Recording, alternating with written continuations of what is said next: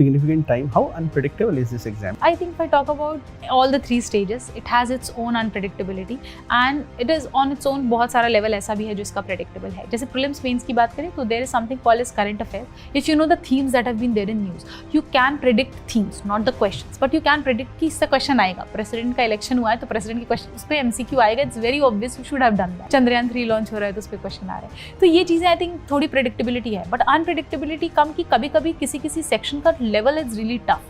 And what if you think that that was your forte and you find some dicey questions from there, you are like, so for UPSC I think ये 2 stages का तो we can account for कि prelims तो मुझे बहुत unpredictable लगा because I myself failed prelims back to back 3 times. But previous year question का अगर guide लेके चले ना and then couple it with themes in the current affairs, we'll be able to get some idea about which kind of questions are going to be there this year. Talking about interview, I don't know why nobody speaks this, but I think that there is some kind of variability across boards that exist and at times अब कितना भी कर लो वो work नहीं कर. Last year I had 170 score, this year it's 200 and I do realize that there was improvisation this year a bit, but then वही जो factor की some bits कैसे marks आ रहे हैं, कैसे scores आ रहे हैं, क्योंकि opinion based होता है ये बहुत. So you don't know if the person is agreeing to your opinions or not.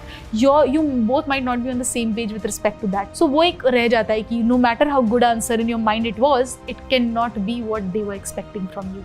तो वो थोड़ा सा unpredictability तो वहाँ भी interview में मुझे लगती है. तो all the 3 stage has its own unpredictable level.